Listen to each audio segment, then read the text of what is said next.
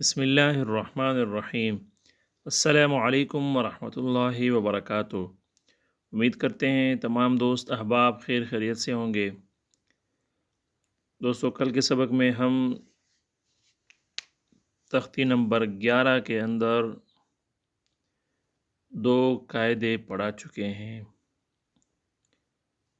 اظہار اور اخفاء کے دو قاعدوں کو ہم کل کے سبق میں پڑھا چکے ہیں، جو کہ انتہائی اہم قاعدے تھے،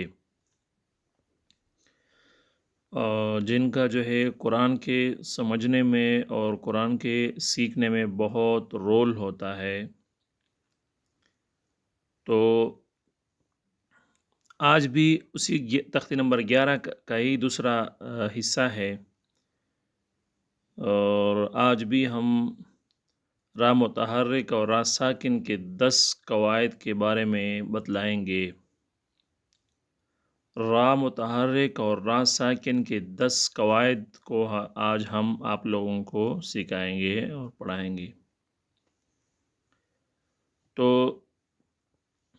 را متحرک اور را ساکن کے 10 قواعد میں سے پہلا قاعدہ ہے، اگر را کے نیچے زیر ہو تو را باریک پڑی جائے گی، جیسے رجال للہ۔ انہوں نے ایک مثال دی ہے، تو میں بھی کوشش کروں گا ایک مثال سے جو ہے اکتفا کریں گے تاکہ سبق لمبا نہ ہو۔ تو یہ ذہن میں رکھیں کہ را جو ہے را کے نیچے جب بھی زیر ہو، قرآن کے اندر آپ لوگوں کو ڈھونڈنا پڑے گا نا، آپ لوگ پھر ڈھونڈیں گے قرآن کے اندر کہ را کے نیچے جہاں بھی زیر ہو تو وہاں پر را کو ہم باریک پڑھیں گے۔ یہاں اندر مثال دی جیسے رجال۔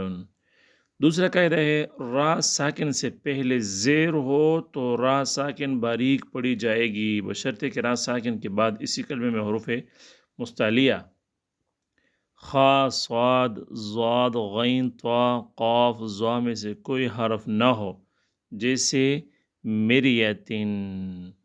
سمجھ آ گئی نا؟ یعنی را ساکن سے پہلے جو ہے زیر ہو تو اس وقت بھی را باریک پڑھی جائے گی، لیکن اس کے لیے شرط یہ ہے کہ را ساکن کے بعد اسی کلمے میں حروف مستعلیہ، یا یہ جو حروف مستعلیہ ہے، مستعلیہ جو ہے وہ موٹے حروف کو کہا جاتا ہے نا، مستعلیہ، جن کو موٹا کر کے پڑھا جاتا ہے اس کو حروف مستعلیہ کہتے ہیں، اور یہ انہوں نے یہاں پر ذکر کیے ہوئے ہیں۔ تو ان میں سے اگر کوئی حرف نہ ہو جیسے مریتن، تو تب جو ہے را ساکن کو ہم موٹا باریک پڑھیں گے۔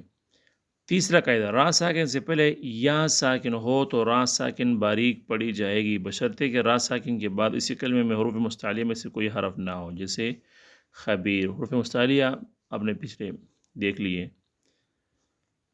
اسی طرح چوتھا قاعدہ، را ساکن ہو اور اس سے پہلے والا حرف بھی ساکن ہو تو اس سے بھی پہلے والے حرف کو دیکھا جائے، اگر اس حرف پر زیر ہو تو را ساکن باریک پڑھی جائے گی، جیسے بکرن۔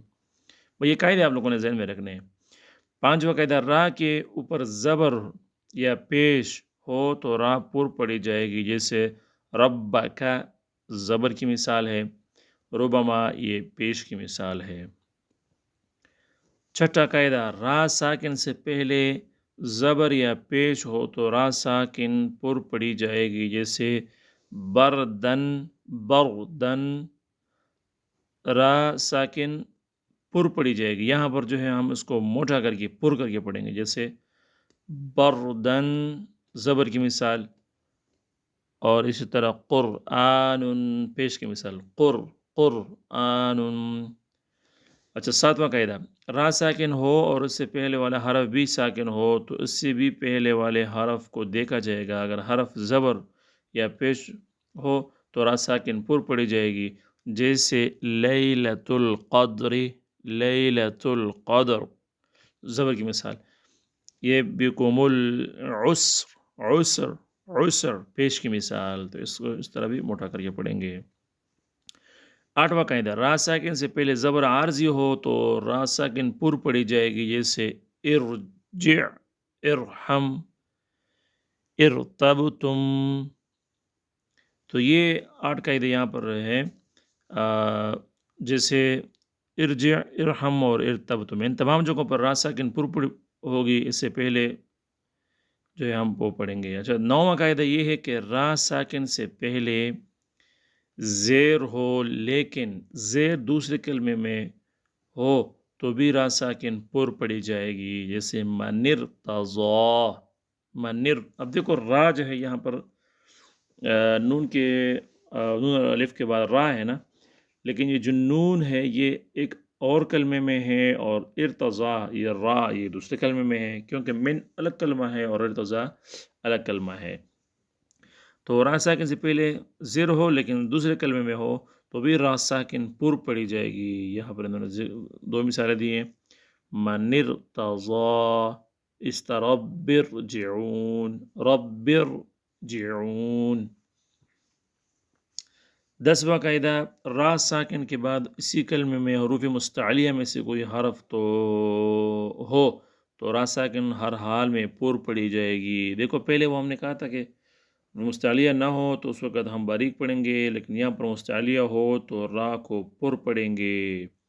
مرصاد، فرقۃ، قرطاس، قرطاس۔